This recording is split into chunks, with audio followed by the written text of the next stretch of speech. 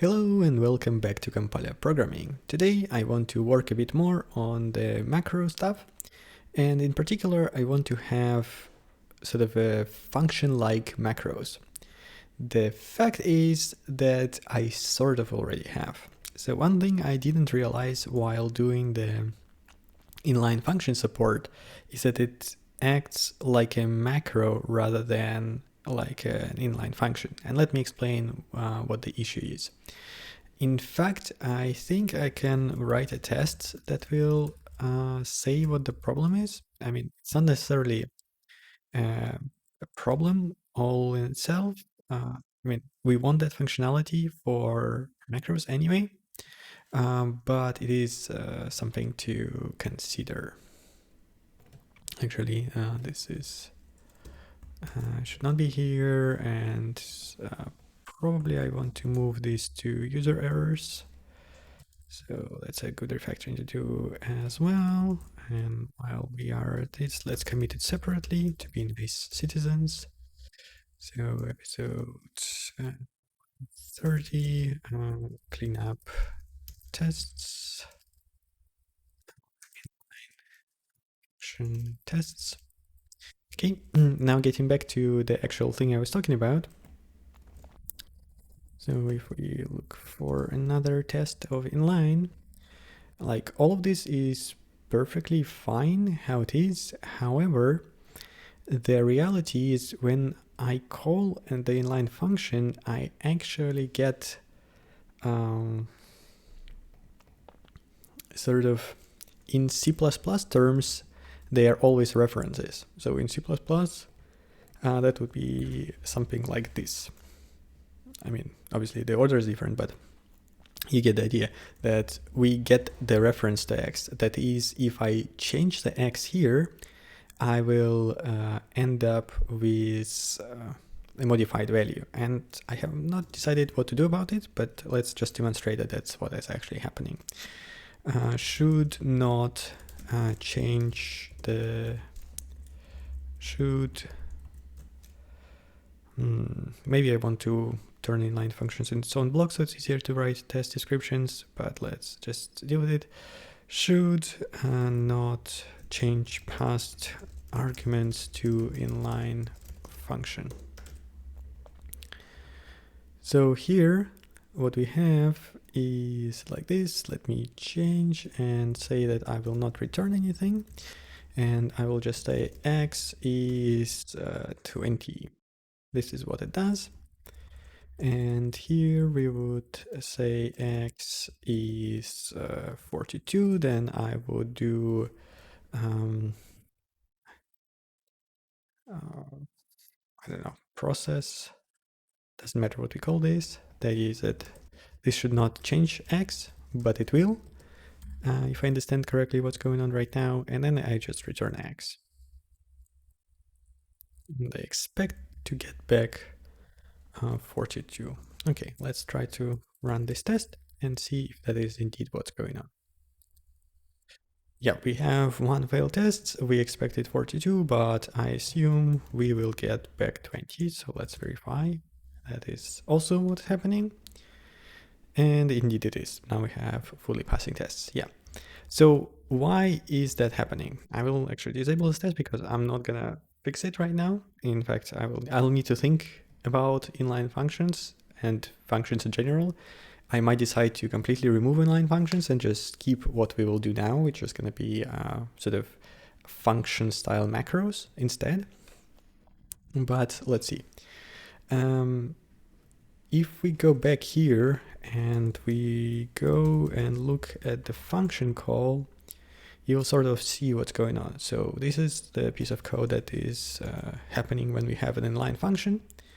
We create a scope for the inline function. We create it correctly based on the original scope of the function definition, not the scope that we are in. So if we go back here, that means that the scope for whatever is inside of this code is the scope that this function definition had, not this one.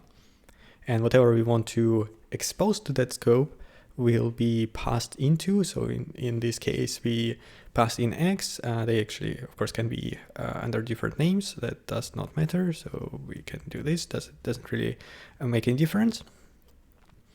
But now only what we passed in is exposed.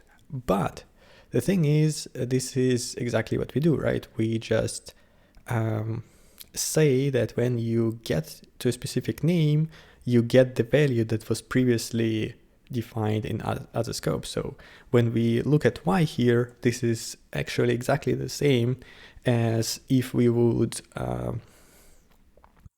sort of access X directly here. So this would be a replacement X equals 20, and this is why we get the result that we get.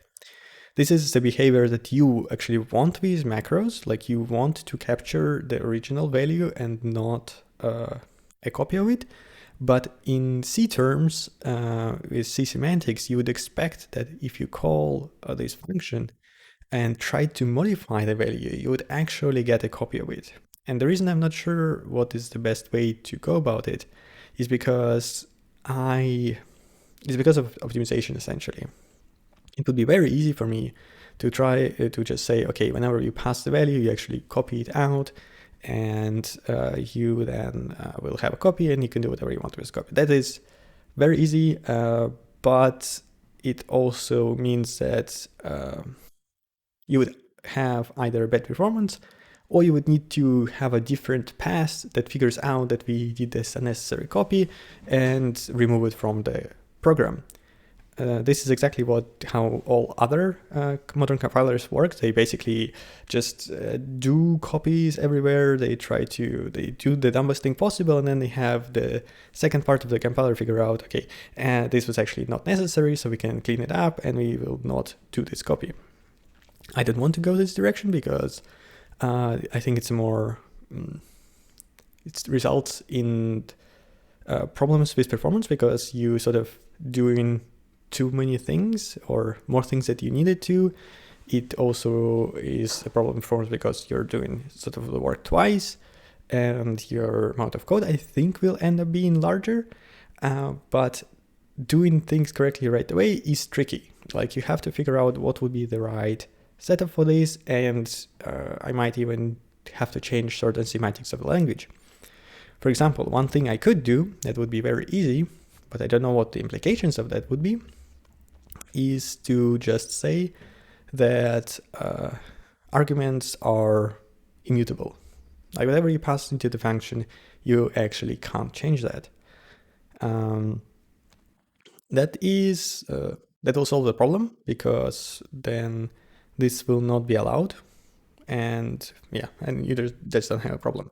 Now, would it cause actual issues, and would you be then not able to run certain code that you would expect to be run? I don't know. But for now, I will just actually ignore all of this inline stuff. And I think I will even remove these two tests, and instead I will call it under a different name. Actually, before we do that, let's do a small refactoring. So right now we have all the passing tests and we have all the working code. And what I want to do is, I think I figured out how to better deal with the parsing problem that we had with inline functions. So right now we have this hack in a couple of places, actually, that has to do with dealing with inline keyword, right? Because if you go back to test, we can have a function without the inline keyword, or we can have a function that has inline keyword before it. And I think the correct way to go about it is to just make it an operator. So it will, like originally I didn't do it that way because the actual parsing of the function was different between inline and non-inline functions, but that since has changed. So now it's literally just a flag on the function itself. So there is really no reason why this could not be a prefix operator. So something like, imagine like a minus, it's the same way, or I don't know, ampersand for for taking address. So inline is exactly the same thing. It's a prefix operator that operates on the function value, and it will set a certain flag and return back that value.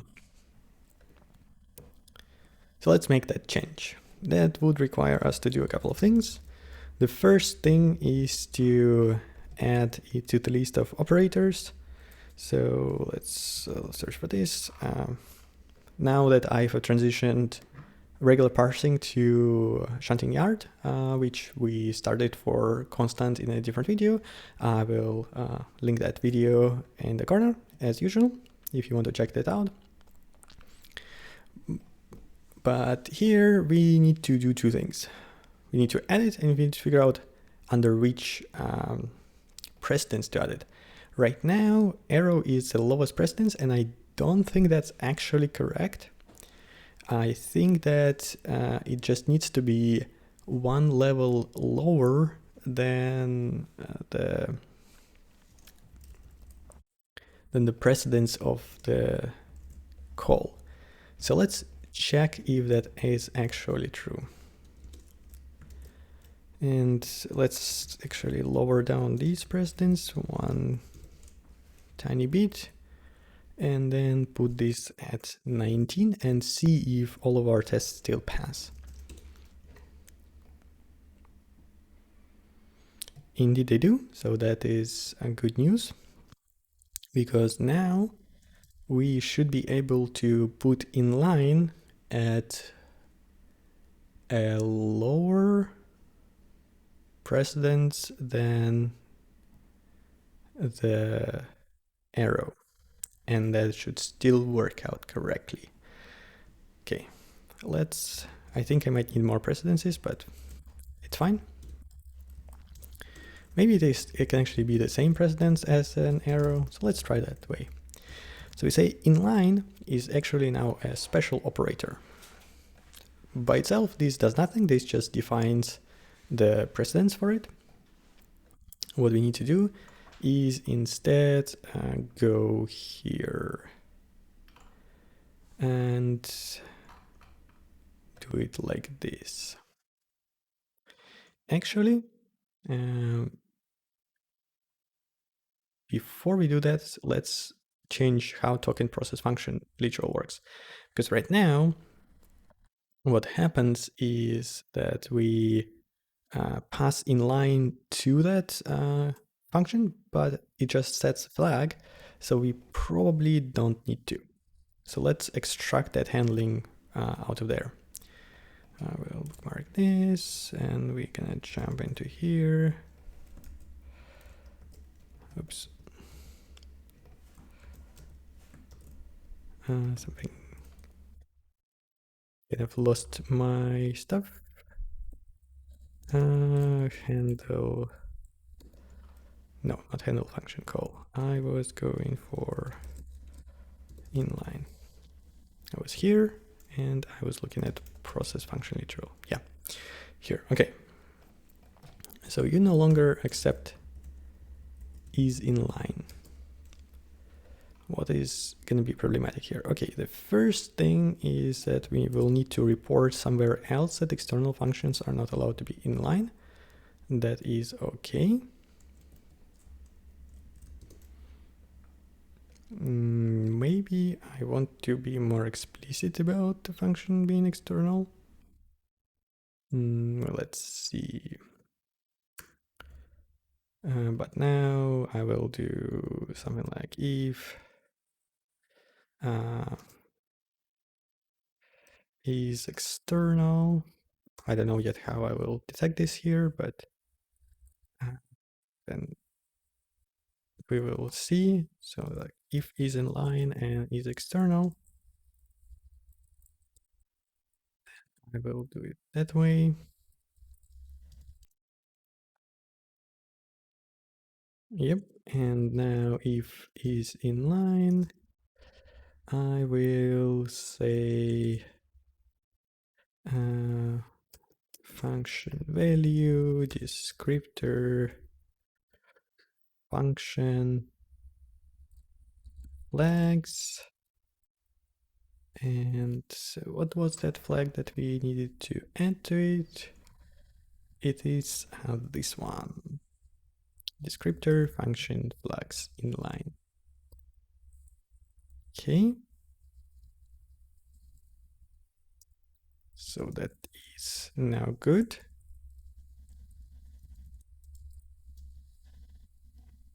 So we no longer need to pass it here, which means we can slightly collapse this call. And yeah, the problem is we don't know if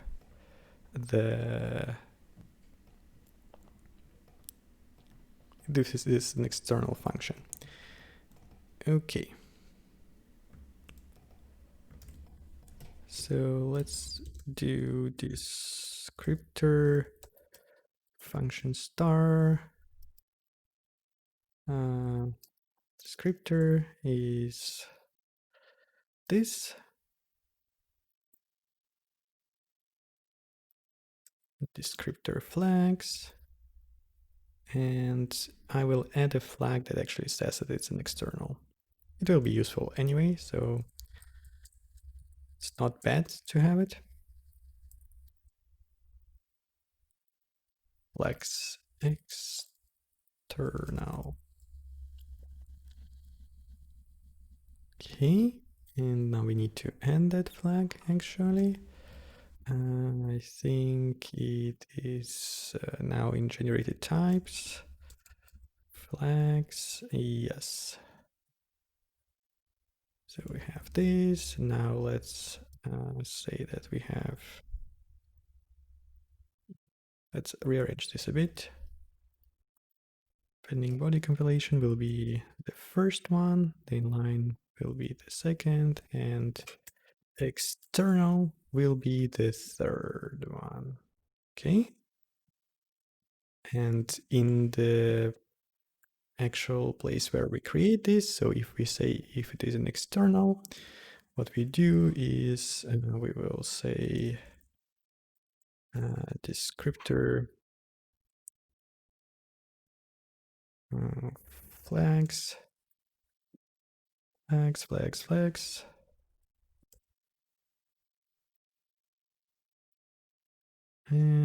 flags external. Okay.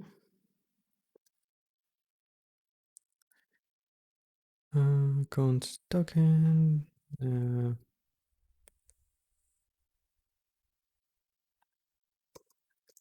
Did I delete the wrong thing? No. Okay.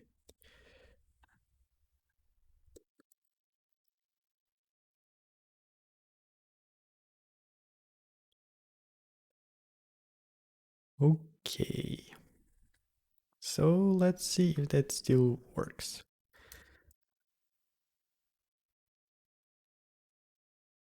And it does not. Let's open up the debugger and figure out what's going on.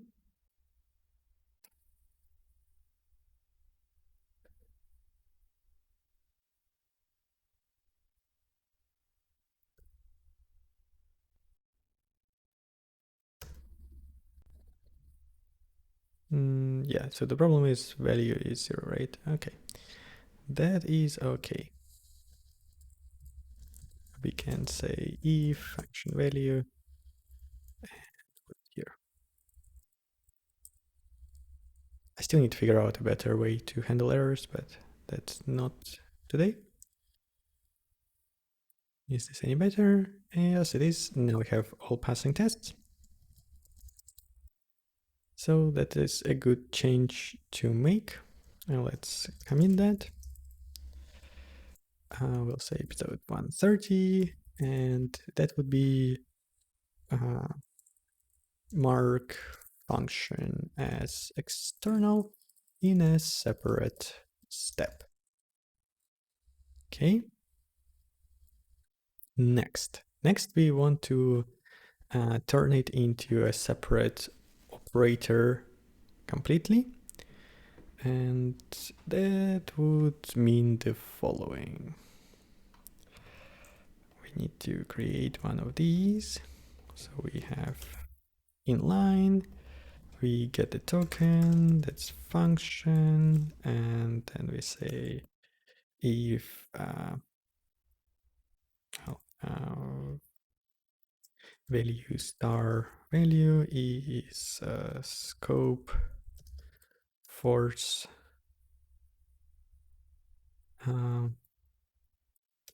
token force constant value. That sounds good. Of context and function if value, okay, then we say if value descriptor tag is function,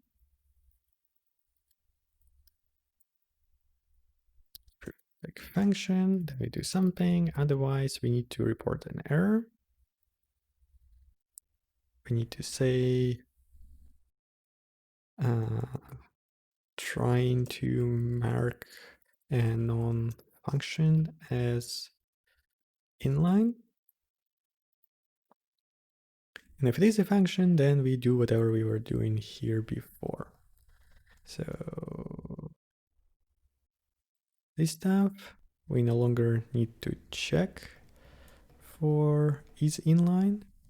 So if it is external, we not do it, and otherwise we mark it.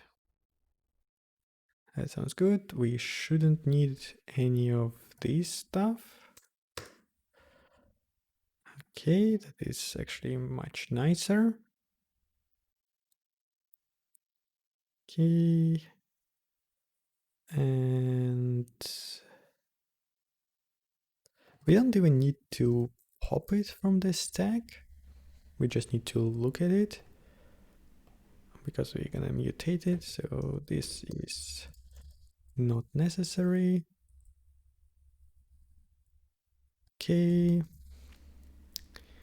Different const qualifiers. Okay, we'll take a look at it in a second. Function value, now it is, oh, actually we can call it function value. It's okay.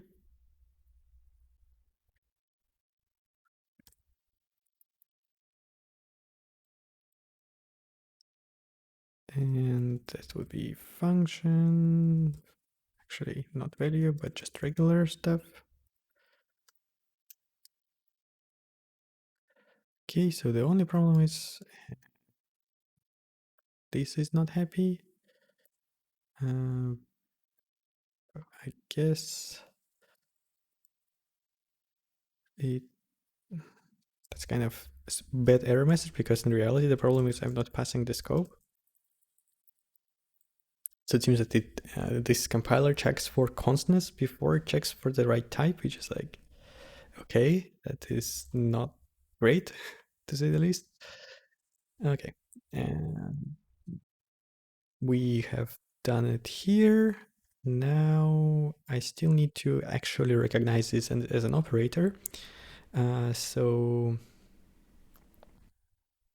let me think about this.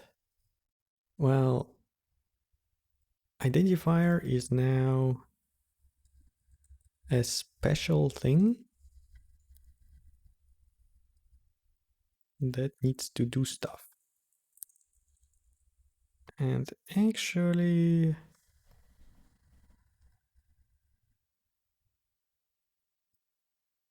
it is sort of the same-ish as this thing. Is previous an operator.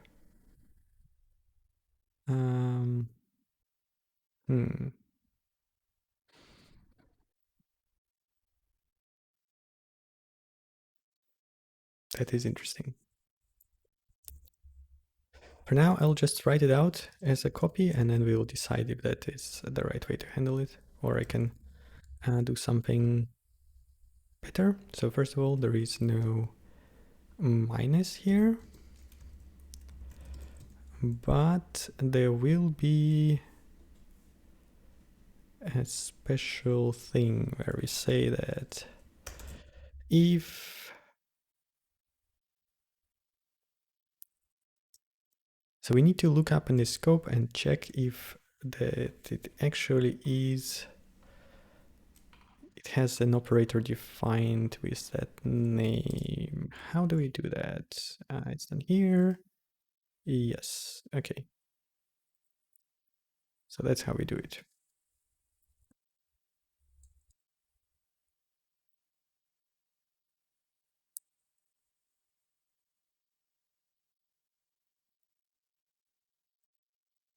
We try to look up precedence. If it is not found, then we say that previous is not an operator, and we push it into the token stack. And if we found that it is an operator, and we don't really care what the precedence of it is, we just going to go in this branch. And okay, source. Sounds reasonable to me, but let's see if that actually works. Okay, it builds, but does it blend? Okay.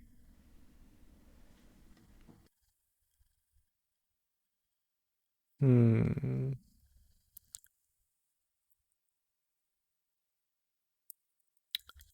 I need to change how this stuff works. If not entries, okay. This is not an assertion anymore. Now it should be like if entry type is not an operator, we again return that it's not an operator. Maybe I should continue resolving upwards if that happens, but uh, let's keep it like this. I don't want to sit here and try to figure out the semantics of language on video. That will take too long. Okay, let's try to run it again. And it works. Great. Let's commit this part. So at 130,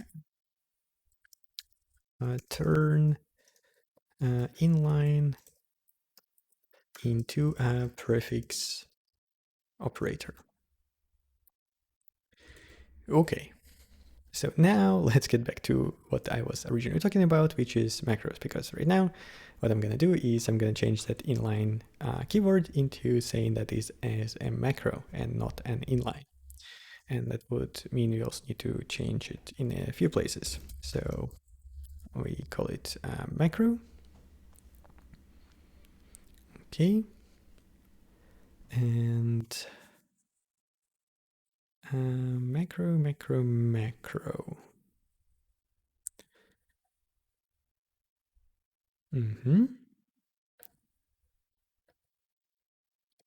It's a macro here. It might actually cause problems, maybe not. Let's see if that's okay, because we already have another macro setup, right, for the general macros that we have. And do I need to change something here? I need to change, yeah, I need to change this dispatch. So now you're gonna do macro and macro, and let's just build and see if there are problems.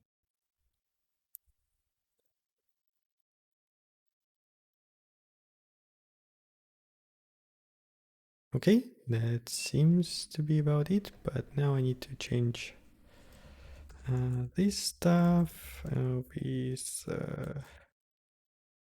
macro. Mm.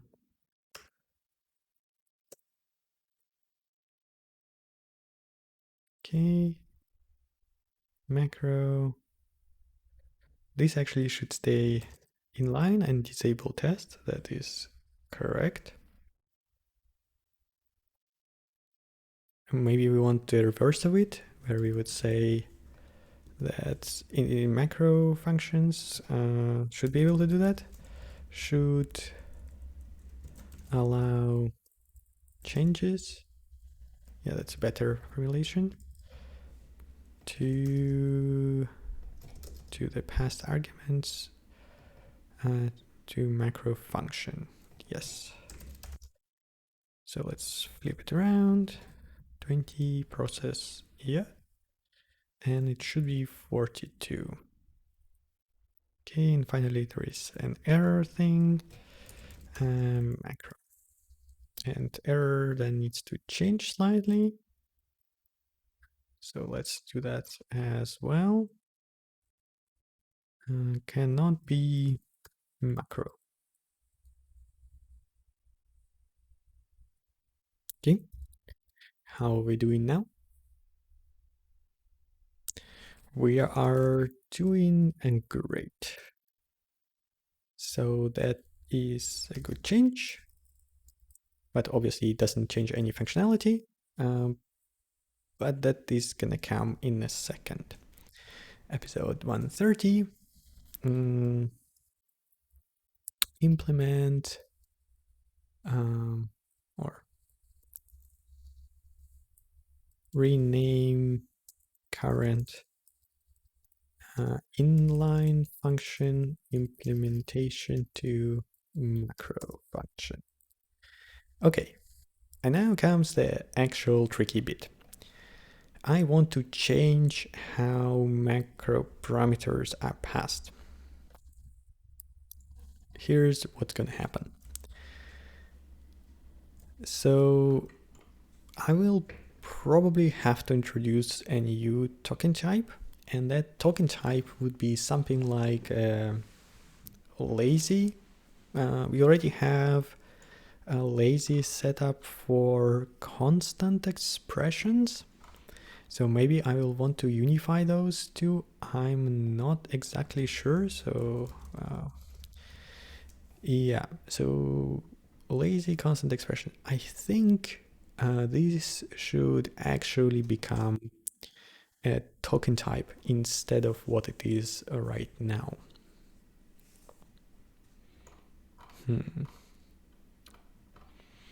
That might not be a bad idea. So let's do this change then first and not change any functionality. So, or maybe it should be a value type then. Because the reason it is a separate thing is because it had to be a scope entry. That is an interesting question.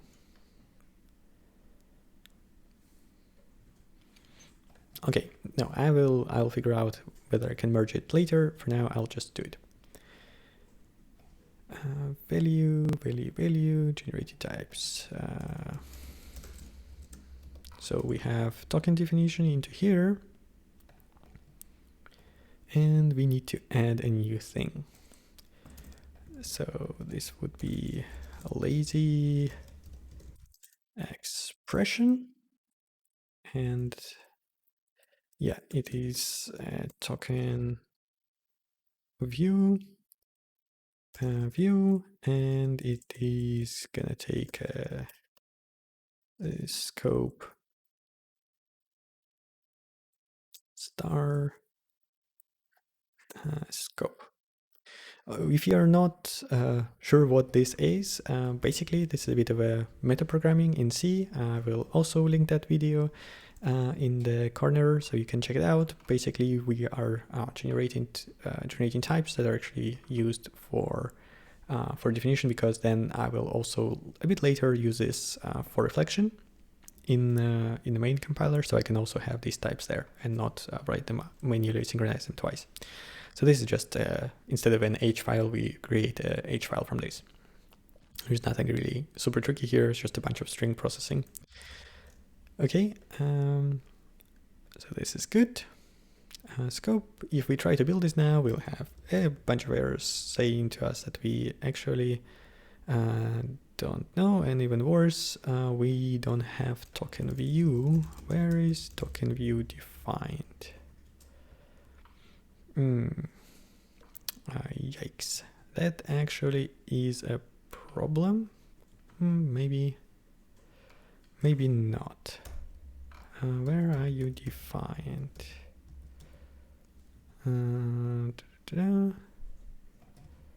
Token view. So we need to pull you up a bit. Is this any better? Yes. So now we need to figure out what to do with each of these things. First one is cloning.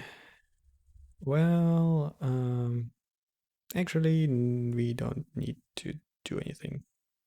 Unlike the children, the view is mutable, so I don't need to do anything special.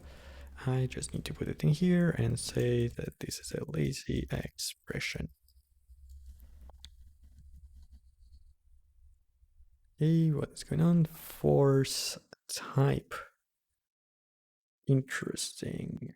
Well, I guess.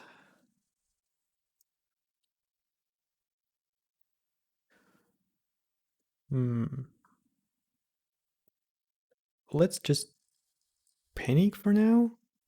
I'm not exactly sure what's supposed to happen. I think I need to evaluate it as a constant expression, maybe.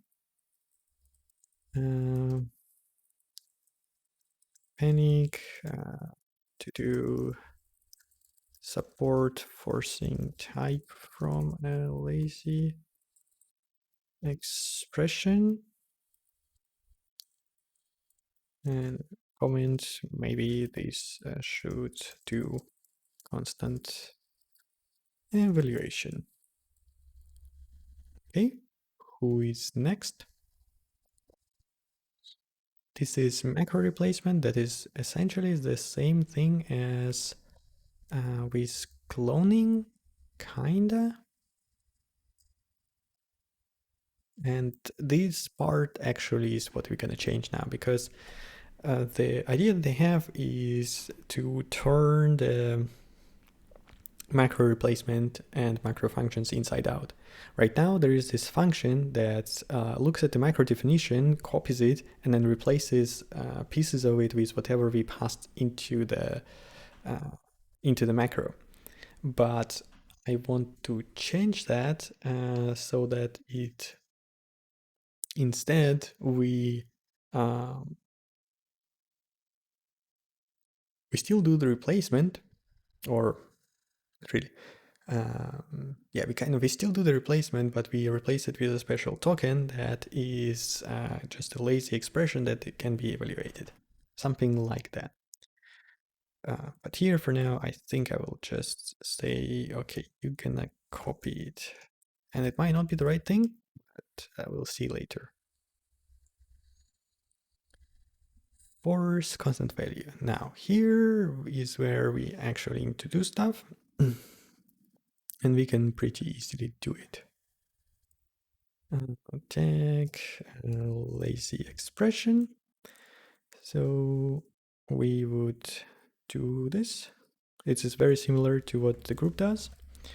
We will just force it. Token lazy expression dot view, and we also will need to pass on the scope. Token lazy expression dot scope, something like that.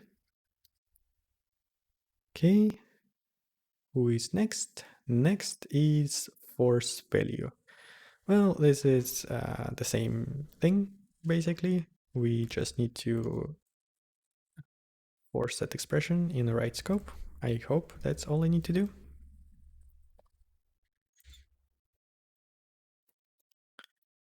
Now the trick here is I need to use that with scope, context, and then token, lazy expression scope. VScope is just a macro that pushes the scope onto the stack, sort of, evaluates whatever is inside, and then pops the scope back. It's just a helper, so I don't have to do it manually and not forget to pop the scope. Okay, and then token, lazy expression, view, builder, result value. That seems great.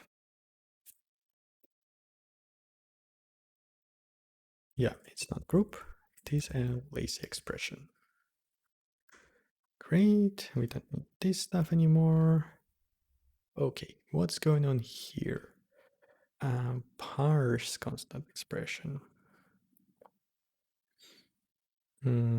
Well, it should be the same thing as anything else, I think. I haven't decided how to go about it. There are a couple of options. In one, I can just treat it as a self-contained expression, and this would be more geared towards like a function, macro style function, which what we're working on right now, where we would just treat it as a single value, even though inside it's actually a bunch of tokens that can be evaluated as parsed into a value. Second option is when we are in this loop, when we are parsing an expression, we will sort of come across one of these bundle tokens and then expand it into the original expression as if it was part of that expression. Again, I'm not sure what is the right way. Maybe I will need to support somehow both, maybe not. For now, I'll just want to implement one version of that and see how it feels like. Is it what I want? Is it not what I want? A lot of these compilers experimentation, so that's good. Parse expression. For now, I will do exactly the same thing. I'll say lazy expression is just a token. Okay, we have not actually created any lazy expression yet, so nothing should change, but it doesn't hurt to check. Okay, I will add it to index, but I will not commit because there isn't really any functionality that we added or even really changed anything. So yeah. Now, here's the trick. Wait a second. Maybe I've just done something stupid and I should have done the usage code first. Okay, because what I had in mind, let's go to function call, right? Function call, function call. Yes, and this stuff and this. So the idea is that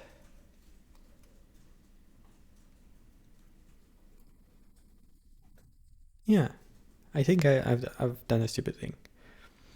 We don't need a token. We will be very happy with this stuff. The only thing is right now we have a lazy constant expression and we will have lazy regular expression or whatever. And we will just define it here. Yeah. So I will stash the changes that we just did so don't lose it if I decide to go back into how it originally was. But now instead what I will do is I will change this stuff. And I'm starting to consider that it is the way I have this separation of constant stuff versus non-constant stuff is not exactly how I want it to be handled. But again, that is a topic for another time. For now, I will... Let's do it this way. We rename it into scope type lazy expression. We will call it lazy expression here, and we'll just add a dummy bool saying is constant. That is sort of gonna be the thing. Lazy expression, lazy expression. That sounds good. We'll have a bunch of errors right now to fix up because we changed this. Lazy expression. Yeah, that will work just fine.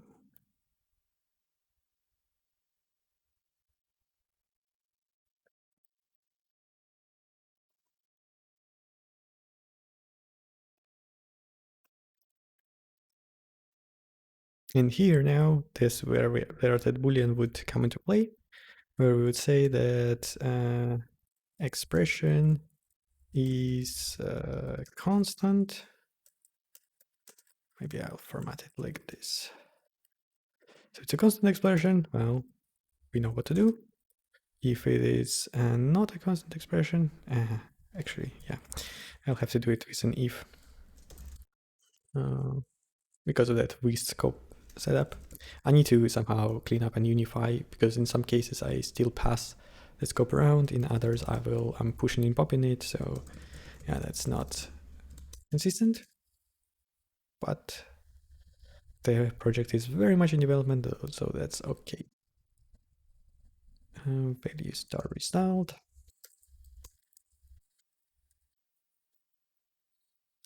And we say that not the scope is constant. Sometimes when I talk and type at the same time, I end up typing completely wrong thing.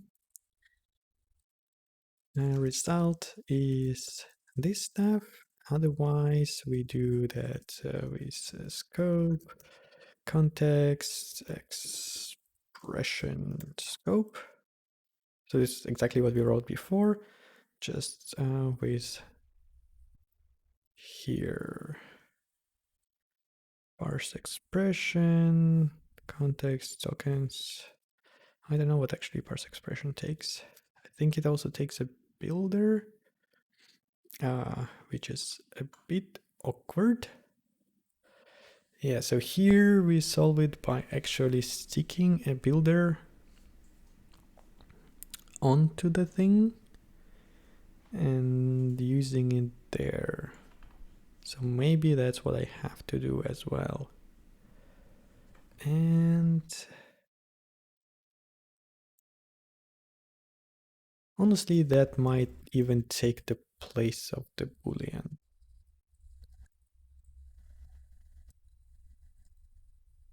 Token parse block. Token parsed expression.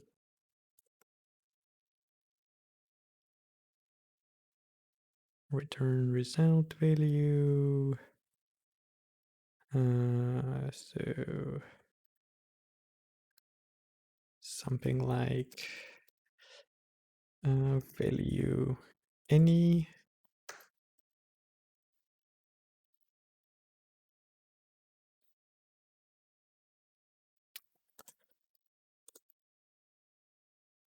Yeah, so let's replace this with a function builder.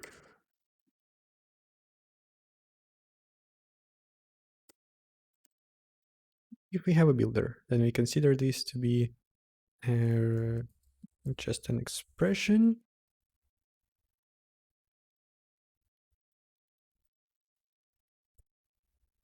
Okay, let's take you and move you into here.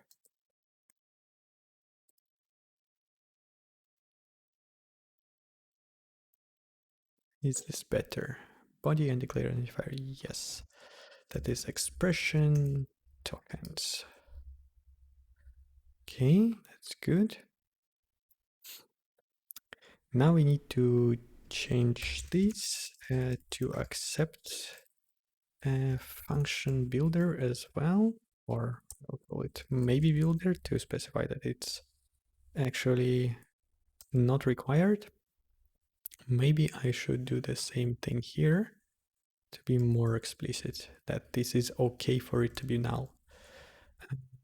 Lazy expression tokens, and maybe builder is maybe builder. Remove word constant from here. Okay, this is where we define it. So now we pass null instead of the builder.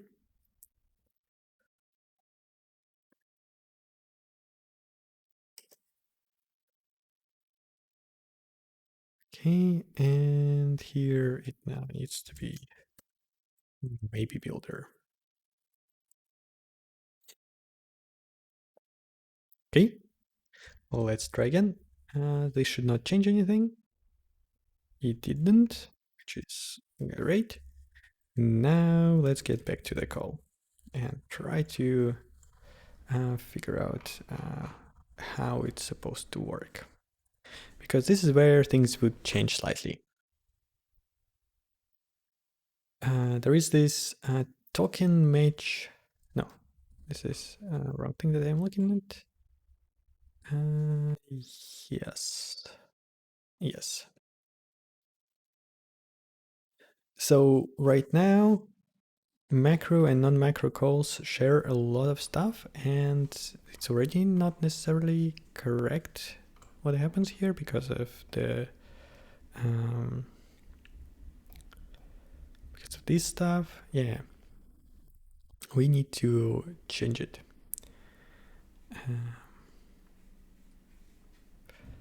Okay, so this is very, very tricky. Right now, I have an issue with this stuff.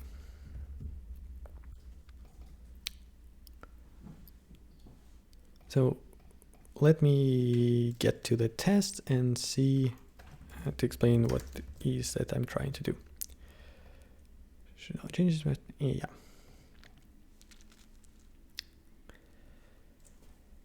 Essentially, here's my idea. I want to have two versions of the macro functions. Version number one is what we have here, where it is gets a type and it behaves the same way as it's supposed to. In version number two, here I can say I don't know how to even put this correctly. I guess this would be a special thing, maybe a dollar, I don't know, dollar expression. This is sort of similar to what you can see in Rust. And that means that this would be that lazy expression that we created. And this shouldn't change actually in this particular case how the thing behaves, because it will just get X, but with the right scope. So with the scope of outer function, this one, and everything should still work the same as it did before. Now the trick is I need to figure out how to do this. So how to specify that this is a funky call, not maybe I want to use two different things here. Maybe I want to, maybe the other one should stay in line and I just make them constant or do the copy. And that is a question to be had, to be honest. So for now, maybe I will just disable these two tests that deal with previous one and just focus on implementing this version. And no, should I just do even shorter form? But this will not parse. That's not good. So I have to put something here. But what do I put here? That's a question. I can try to figure out like a proper type. I don't know, token maybe.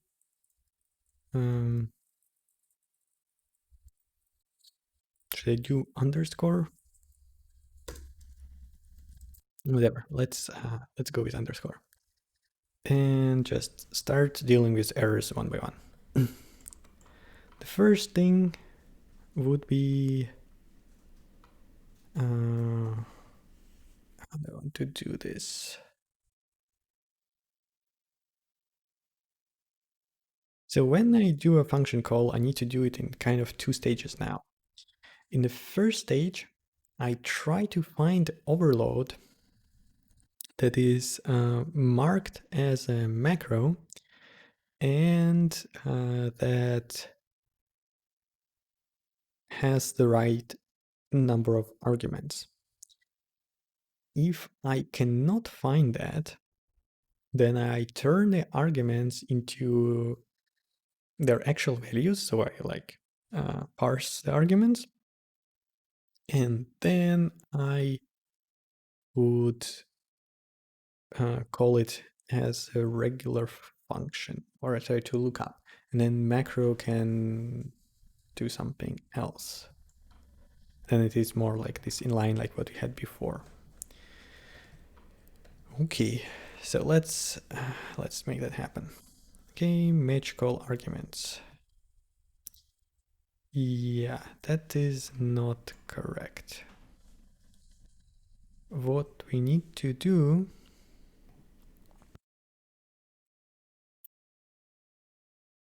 so there is this find matching function overload, and I want to have the same thing. Value args. Okay. Target args. So I say bool or no, macro overload. Maybe. What did just happen?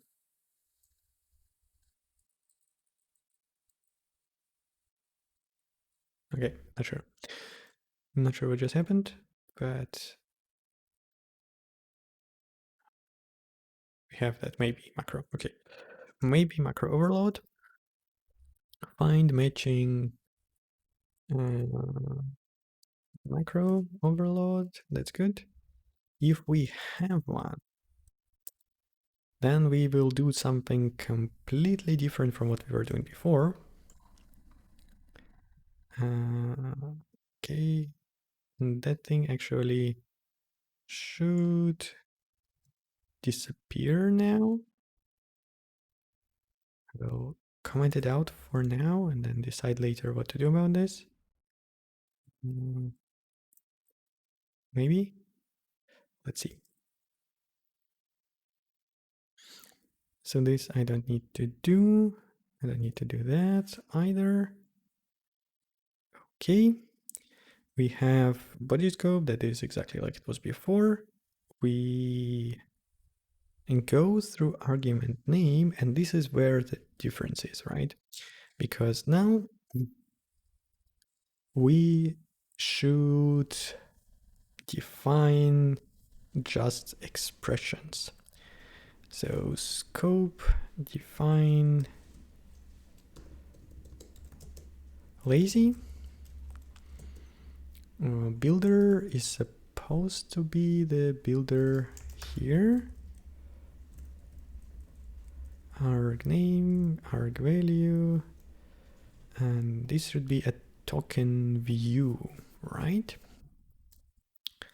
And so we need to say array token view raw arguments, raw args is token split.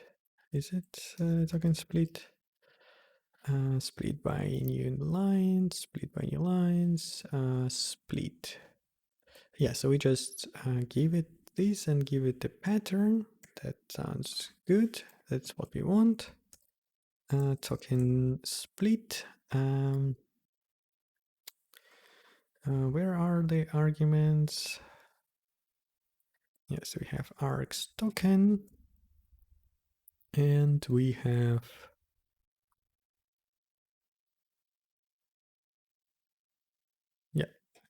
and we need token pattern. So that's like this, token pattern. That say tag is token tag operator, and source is slice literal comma. So we separate by comma. Looks good. For now, I will say if dynamic array count. Actually no. This should be like this. So we do it here. And we will pass this to find match and overload, and this should ensure that the count is the same. And in here, I will just say token star const. Actually, no, it's token view arg expression is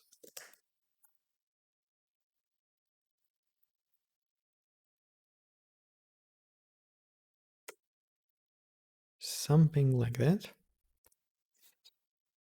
So we define lazy version and we do this. One thing that is right now slightly different about the lazy stuff is that it it is only evaluated once instead of it being evaluated multiple times.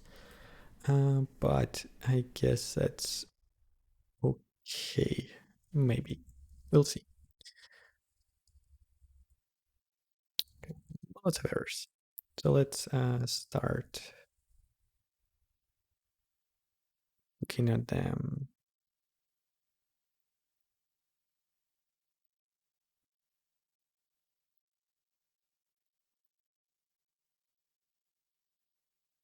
So we need to do this, and this is maybe macro overload.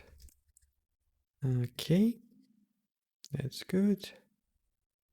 Let me go get, yeah, this should be row args I.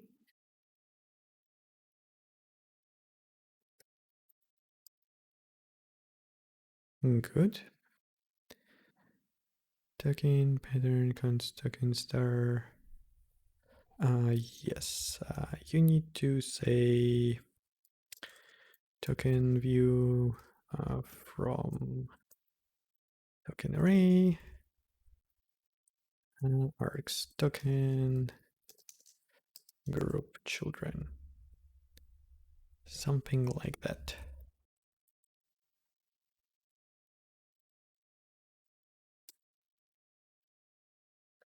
Good. We are not using this anymore. This can be inline for now. Okay. We are missing find matching macro overload. That's okay. I think it is defined in here, find matching. Yeah. So let's do it this way. Value star. It accepts roughly the same thing. Actually, it only needs to know really the count of arguments, maybe, but I will just pass the whole array. It doesn't really matter much here, to be honest. Except this is array const actually no, it's array token view row arguments.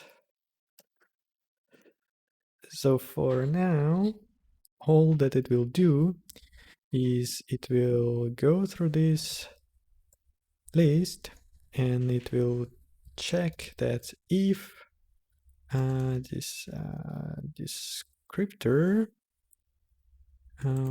flags, we have this function flag, right? Descriptor function, it's, yeah, this thing. So if whatever we found has this flag, let's invert it. So this is slightly easier to read. Continue. Yeah, so if it doesn't have a macro flag, this is not our thing. If it doesn't have the same number of arguments, that is also not our thing. Instead, we just, if it is, we just find the first one and we return it.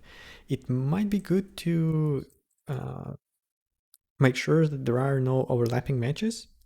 So I will say to do check for overlapping matches, but that should probably happen at the definition time. Oh, I don't know. For now, I'll just say return to call.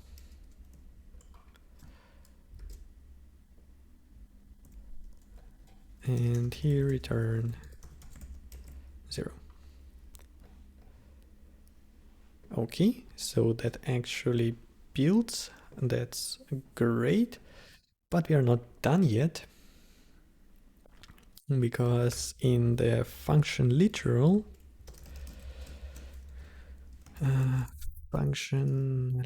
yeah, in here we will fail as we with what we have right now, because we have no idea about the type. Token force type, that's not it. Where are we parsing arguments? Token match argument. Yeah, this is what is happening. So let's look at that. Match argument. Yeah. Operator, token match type. And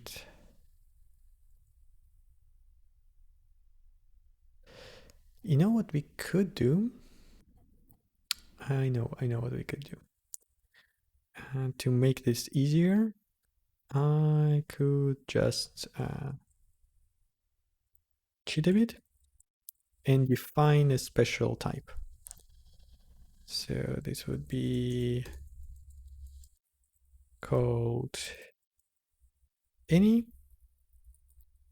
and I will have type any value. We don't have it yet, but we will in just a second. Yeah.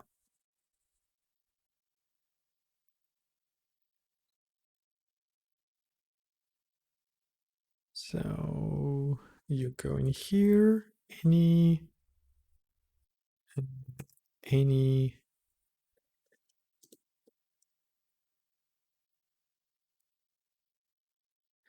there is no operand for it. Does that work? Okay, that builds. Now we need to change the test. Kind of like this, because then we can have pretty neat matching later on. But for now, even this is going to be great if it works. I expect this to explode spectacularly once we try to run this. But let's see. Actually, before we do, let me verify here that we're actually doing the right thing. So we do this stuff. Yeah. we need to actually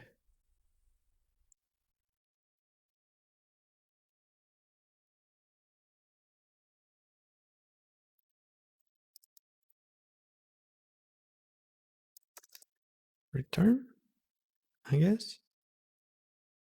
It needs a token. Okay. Well, we can do that as well.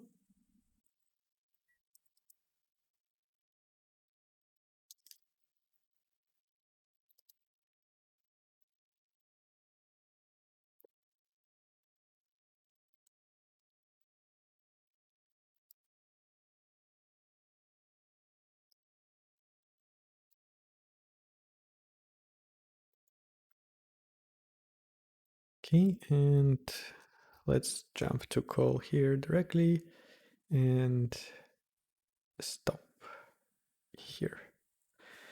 That will be first test if we even find the macro. Unknown descriptor type. Yeah, we found any and we were not happy about that. Where are we not happy? We are not happy because we don't know what to do about it with push arguments because we don't know, we don't know which operand to set up for that. Let's just short circuit that, I guess. So we have literal.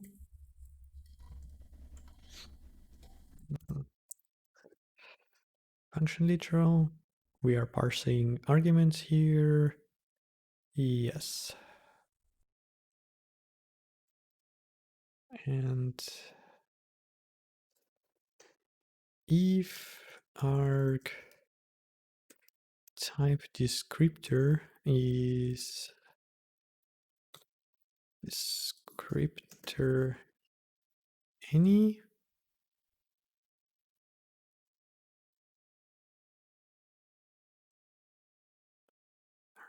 print tag.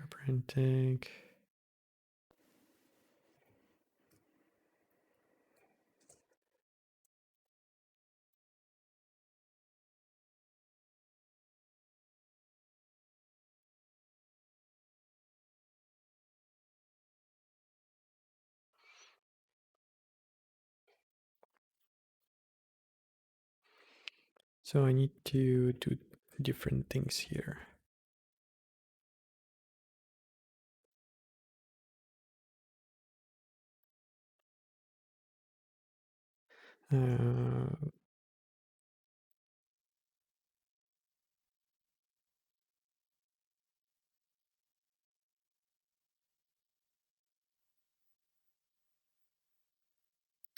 Not sure what is the right approach, to be honest. But for now, I'll just do something to figure out.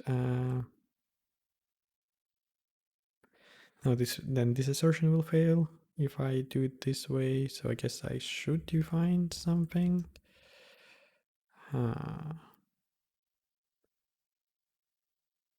That's not great. What should happen here? Or not use any type for macros. So for now, I'll just have to disable this and move this one into here. That should still be fine. Actually, other way around.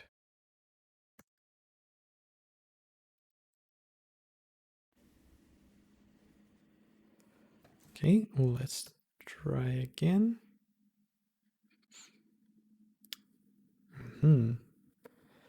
What is going on now? Which test is failing? Okay, at least the right test is failing. That's already good. Now, what is actually happening? happening is we ended up without a token.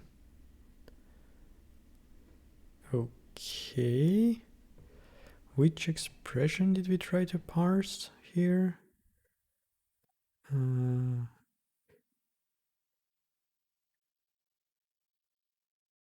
Token parse expression. Assert token. Can I take a look at stuff? Token stack. So we have a token there, it's just null.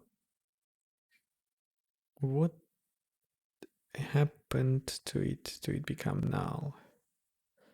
So yeah, we're not able to deal with this stuff. So process ended up being something bad. But why? That is the question.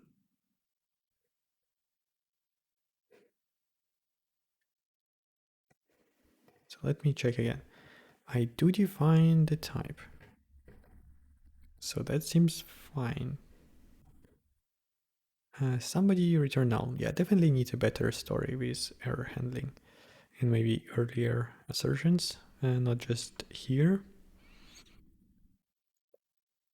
Maybe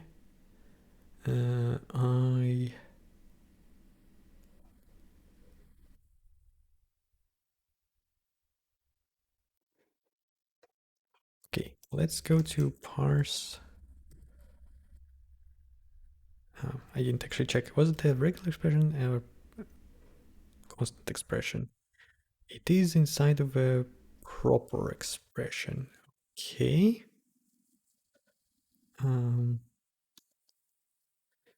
What we can do is we can break here, I guess.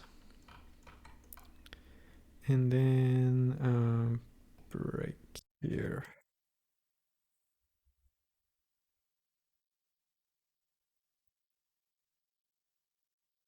Okay, which expression are you parsing now? You're just doing 20. Okay, that's not what we're looking for. We're looking for this one, and now we can try to see what's going wrong here. So value, previous is not an operator, that's okay. This is fine as well.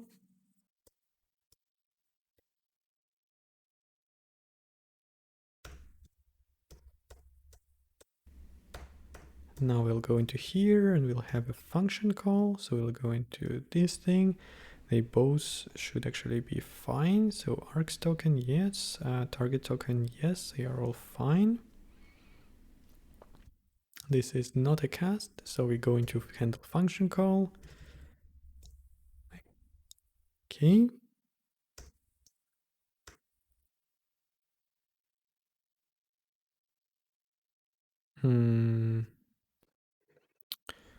What is happening? Handle function call. Ah, yeah, okay. So this is fine. I guess I can go to here and say run to cursor.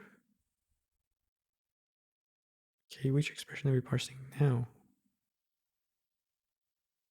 Token tag integer 42. Okay, so that parses the definition. Okay, and getting back here, I said I want to run to here. Okay, I did run to here. Let's check first if the target is correct. The target seems fine. How about our raw args? There is just one. That seems okay. So add watch. What if I do this? Tokens, ID. Yeah, everything seems okay so far. Maybe macro overloads. Did we find the matching overloads? We did not. Okay, so that is the problem. Why does that happen?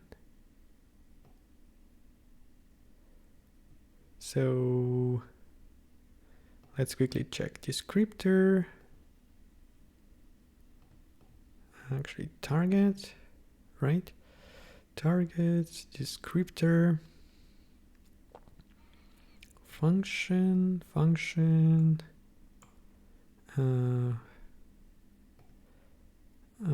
Yeah. Oh, I see. I think I know what's going on. That is that if else biting me, right? Yeah. So here I want argument names. I don't actually want arguments. Okay, let's try again.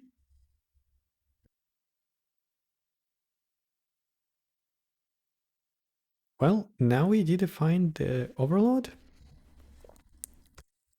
So we have hopefully defined the value here. Yeah, we didn't. For exactly the same reason. That would be call. Call. Where are you? Yeah, we need to use argument names here. Okay, again. Now we have defined that expression as lazy. That is great.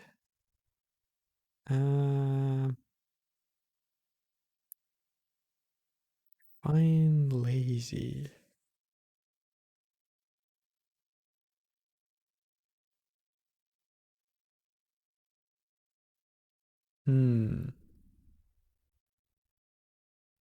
Yeah, that's actually not right.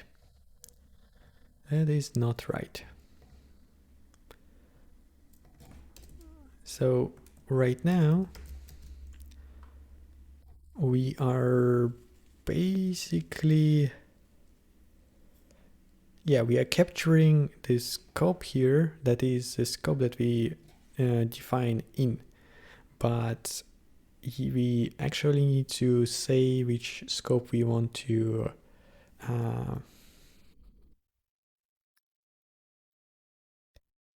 do.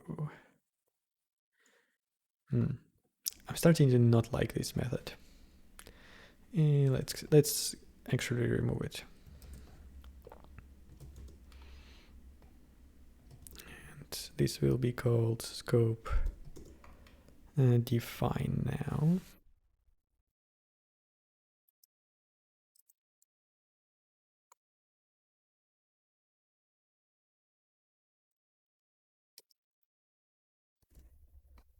Okay, and here we can do the right thing, so we will not put a builder, and here the scope is exactly what it's supposed to be. Context, scope, and right hand side. Too few arguments for a call, yes. Name source. Okay, and here it is something different because the scope where we define into is not the scope of the value itself. So we are defining inside of the body scope. That is correct. But the scope of the expression is a context scope, again like this. And then we need to provide the builder. And the name is arg name and tokens is arg expression. Okay, that is what I wanted to do.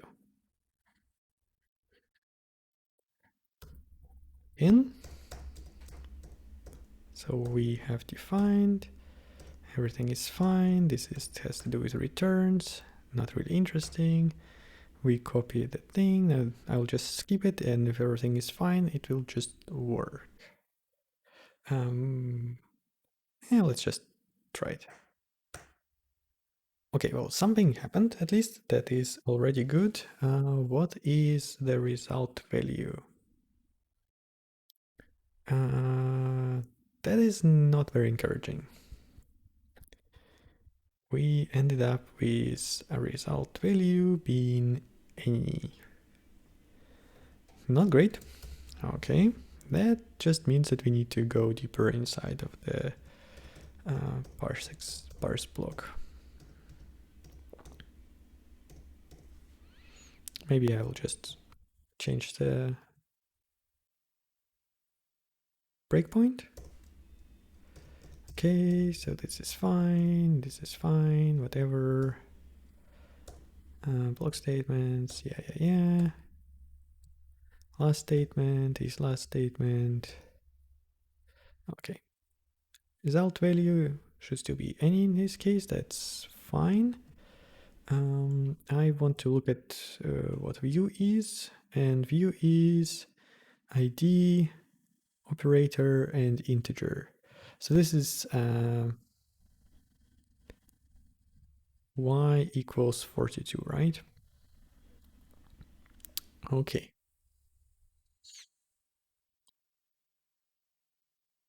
I think, yeah, so I actually do know what the problem is. And right now the issue is y is on the left side. That is to say that it actually doesn't go through a regular expression parsing, I think. Yeah, it just says token parse definition. So let's look at what token parse definition is. And that is not what we want.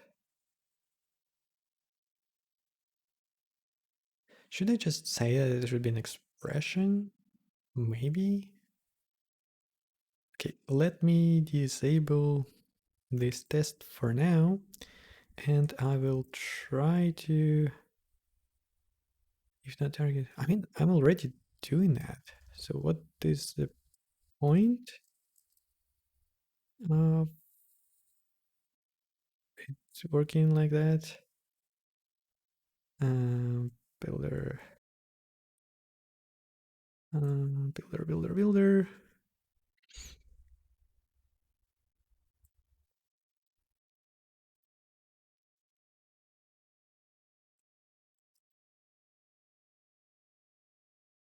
Let's see if this still works. I expect that it should still be fine. Apparently not. Let's take a quick sidetrack into here and figure out which test fails and what's happening. So should be able to parse and run a sum passed to another function as an argument. And what is the problem?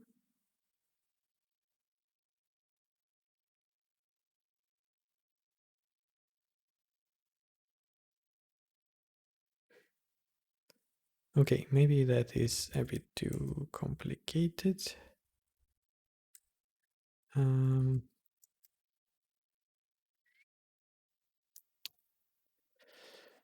let's do it like this.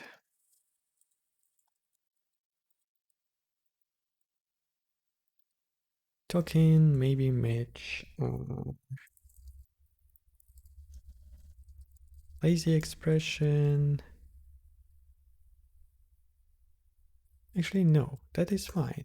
It is an identifier, so everything is okay here.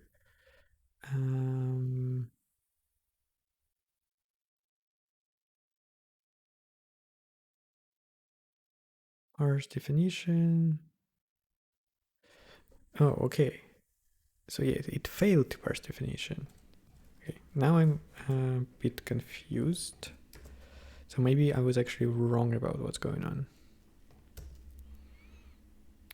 Yeah, we need to re-enable this stuff. Actually, before we do, did I undo everything correctly? Yes, I did everything correctly. Now we can go back to the macro one and have it checked. Okay. So we go into here, we go into here, try to parse statement. We don't have macro. I expect it to be none of the statements will actually match.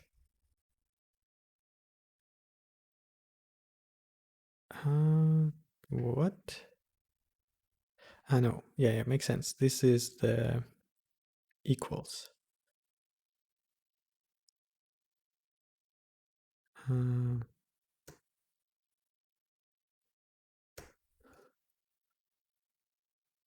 This is if. This is machine code bytes. Assignment. Okay, this is the one that should actually match. Yeah, we parse on operator, that's fine. We should not get target here, so target should be null. It is. We go into here and we try to do this. Expression, we have a view length. We get to here, get to here. Everything is fine. I get it. It is an identifier, so we just push it to the token stack. There is nothing else. We get it out. We try to force the value. This identifier. We do scope lookup force. So we go into here. We found the entry. That is a lazy expression. So we do this. We should have a builder. We do. Okay. So we set up the scope from the expression and we try to parse it. Okay. So what is the expression now? Now it should be x. That should be the expression. Source range. Yes. That is x. So everything so far is going is what I would expect it to go. But apparently something somewhere does not work out. Okay, we get it here. We put it the same thing. And we try to force it again. But now the scope should be actually different. Okay. So again, name should be X. It is. We go into here.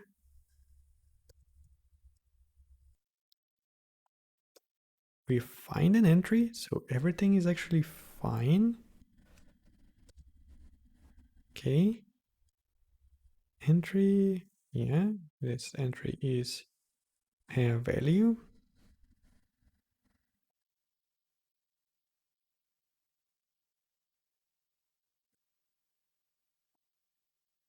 Everything is good. Let me check. Yeah. Okay, everything is fine. So the value, this is X. We found the value, all good. Okay. What happens next?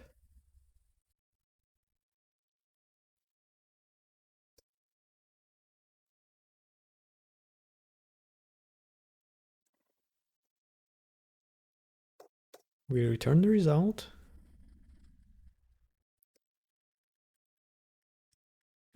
So far everything seems good. We have result value being what we expect. This is memory indirect X. Good.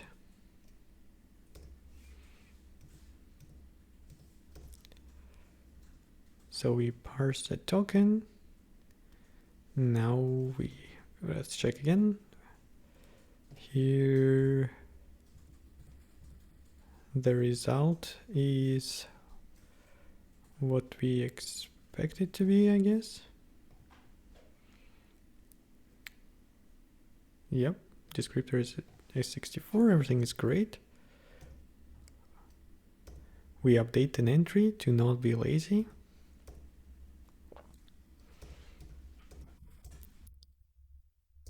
We say that the result is what we expect it to be. It is correct. It is A64, memory indirect, good. We have the value, we move. Result value is correct. So far, everything seems to be fine.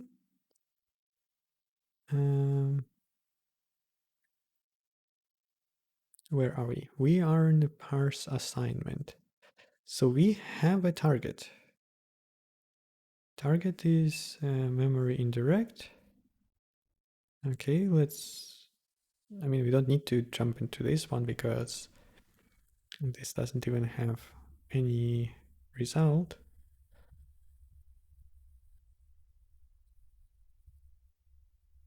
We don't have any more statements. Oh, I was actually, yeah. I'm a bit stupid because the thing is, token pairs block in this case actually doesn't return anything because it doesn't return anything.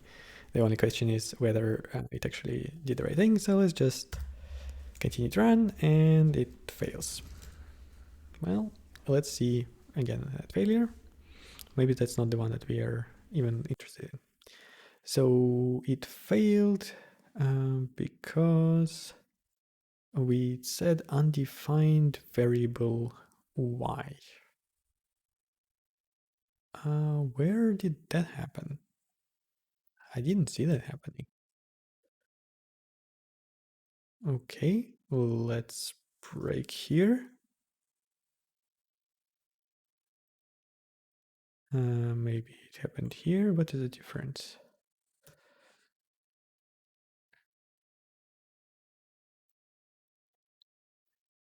Okay, value null.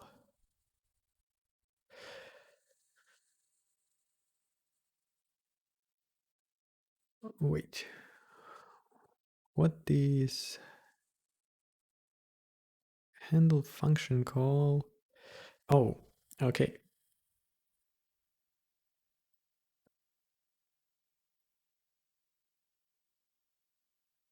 Yeah, it is again that's a literal thing. Function literal. So I do need to define it. Okay, well, if I do need to, then I guess I will have to.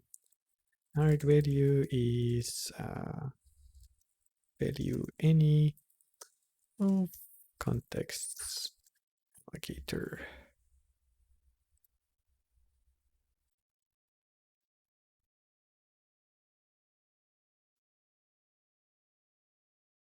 I mean, I can probably then push it to the arguments as well, since I have defined it.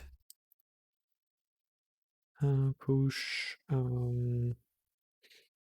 descriptor function arguments and arg value.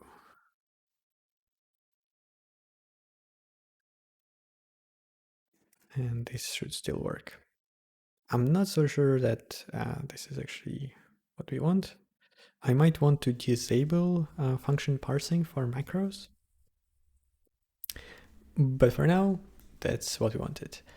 That definitely took a while and it was a bit of a windy path to get to here, but I'm very happy because right now that essentially means that inside of the macro here, and I will not do it today, but this will be one of the next steps. I might replace any with something else here, or do any kind of auto matching. Like maybe I will be able to specify like more directly, like I would say mass token ID or something. And then if this would only match an identifier that is passed to here or something like this, or immediate or like literal number or something. So this would be pretty good in the future. But for now, it's still works. I might offline try to make the previous stuff work as well, because there is technically no reason why it will not be able to. But now we have pretty powerful thing that can later expand what we can do with the macros. For now, that would be all. If you stuck this far, then thank you definitely for watching, and hopefully see you next time.